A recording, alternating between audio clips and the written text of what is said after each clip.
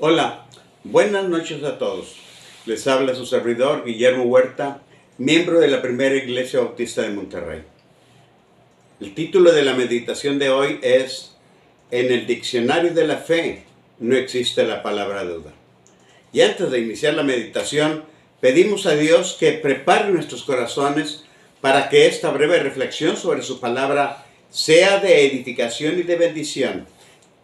Todo para nuestras vidas, pero sobre todo para honra y gloria suya. La reflexión de hoy trae integrada una ilustración acerca de un personaje imaginario que ha laborado y servido en una empresa desde muy temprana edad. Desde entonces ha ido ascendiendo de puesto en puesto y también se ha ido ganando la confianza y el aprecio de todos sus compañeros. Su dedicación y esmero ha hecho que hasta el dueño y director general de la empresa le guarde una estimación muy especial, tanta que autorizó a recursos económicos brindar todas las facilidades posibles para que el fiel servidor pudiera adquirir una magnífica y enorme residencia en la que ahora vive con su esposa e hijos.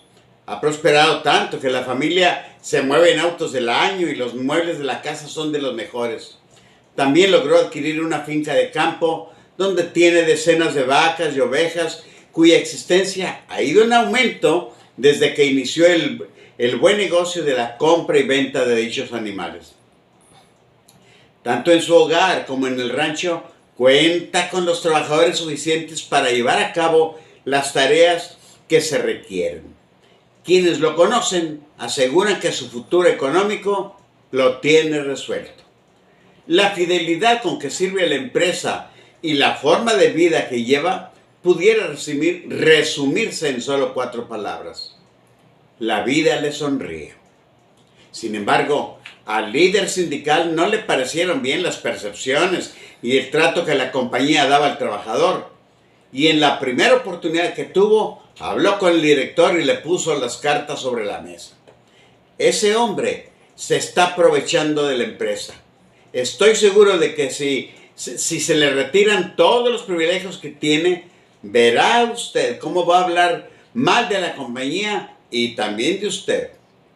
A partir de ese día, el líder sindical hizo que incondicionales de él provocaran ciertos accidentes que hicieron que aquel fiel empleado perdiera animales y propiedades y sufriera la muerte de todos sus hijos. Así, de disfrutar la prosperidad que había tenido, pasó a sufrir la ruina que le había llegado de manera intempestiva. Aunque el director se enteró de todo lo que le había pasado y sabía quién había sido el autor material de todos los males, permaneció al margen de los hechos y no intervino para nada. La esposa del trabajador se molestó cuando supo de la pasividad de los que se decían sus amigos, incluyendo al dueño de la compañía para la que seguía trabajando. Y más se molestó al darse cuenta que su esposo seguía hablando divinidades del director general. La nueva situación económica de nuestro personaje en cuestión pudiera ahora resumirse en otras 4 palabras. La vida es injusta. Mi hermano, usted puede escoger cualesquier otro grupo de 4 palabras para definir etapas de su vida o la de otros. Por ejemplo, la vida tiene altibajas, la vida es impredecible, la vida es pasajera o la vida causa dolor.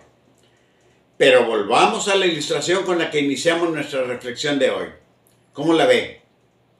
¿Le parece exagerada y fuera de la realidad?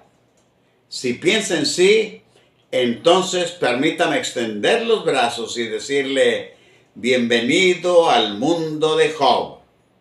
La influencia de este personaje bíblico en nuestras vidas se empezó a fraguar en uno de los tantos días en que los hijos de Dios acudieron a presentarse ante él, con Satanás incluido entre ellos.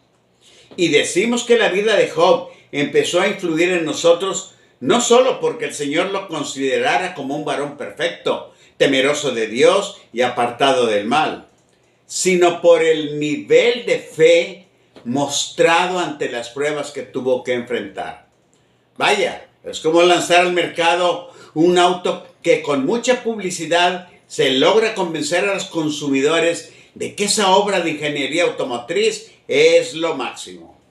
Y cuando sale al mercado, las ventas se disparan rápidamente, pero al poco tiempo las ventas se estancan y descienden al nivel cero.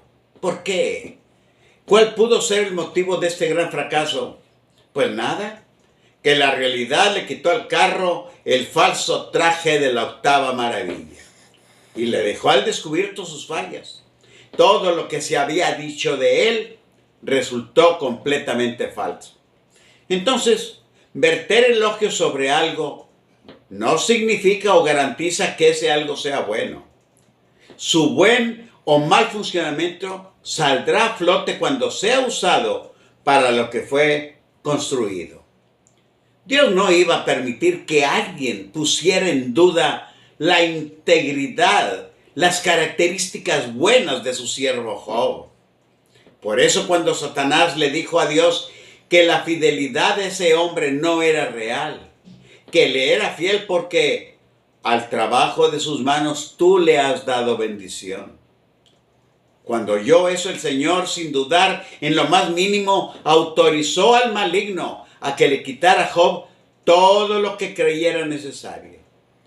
Fue así que el fiel siervo perdió animales, propiedades y sufrió la muerte de sus 10 hijos.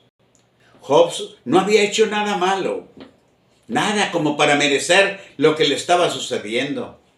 Esta etapa de la vida de Job pudiera ser descrita con estas 4 palabras: la vida es injusta. Ante esta nueva situación, Job respondió tal como Dios esperaba y no como el acusador deseaba. Pues su fe no decayó y sí, por el contrario, escaló niveles muy altos. Los mismos niveles que Dios espera que todo fiel creyente pueda alcanzar. De esta manera, el ángel caído no pudo aportar pruebas de que la fidelidad de este siervo era falsa, pues cuando fue requerida, se pudo certificar que las menciones honoríficas dadas por Dios a Job eran auténticas. El fiel siervo de Dios, sin saberlo, estaba siendo sometido a un examen profesional en el que era examinado por un jurado de tan solo 2 sinodales, uno a su favor y el otro en su contra. Mas con todo, tuvo los suficientes argumentos para poder pasar a la siguiente fase y seguir sosteniendo su tesis titulada "El idioma de la fe en Dios no admite titubeos". La aprobación de esta fase la pudo lograr al presentar su irrebatible conclusión con estas palabras: Jehová dio y Jehová quitó, sea el nombre de Jehová bendito.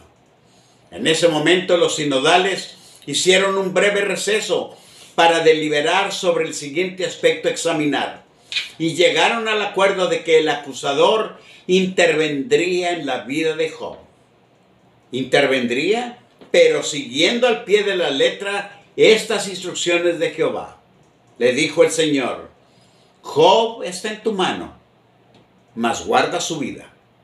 Entonces Satanás hirió a Job con una sarna maligna que le obligaba a rascarse con un tiesto, es decir, con un pedazo de vasija de barro, mientras permanecía sentado en medio de cenizas.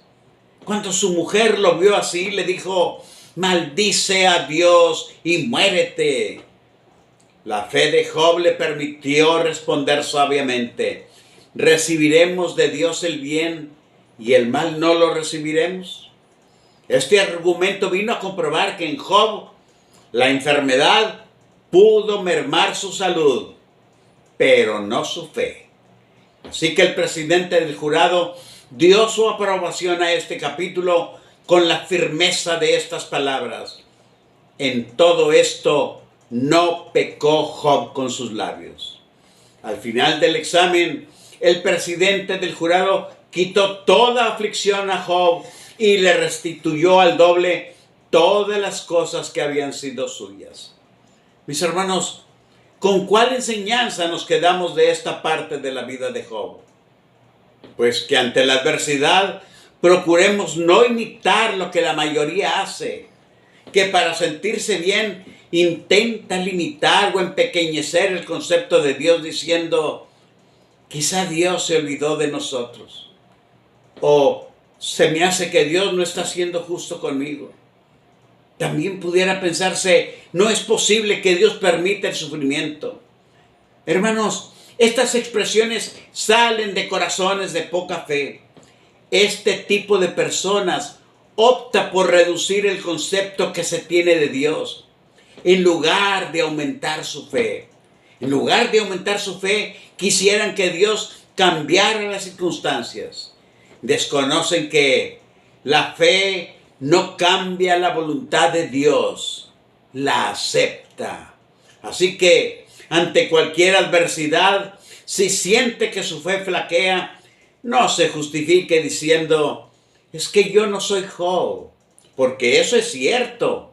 Pero también es cierto que el Dios que sostuvo a Job es el mismo y es el único que podrá sostenerle mientras dura su prueba. Es el mismo del que Job, sin haberlo visto, pudo asegurar confiadamente, yo sé que mi Redentor vive. Y es el mismo que prometió estar con usted y conmigo todos los días hasta el fin del mundo. Que Él le bendiga hoy y siempre. Amén.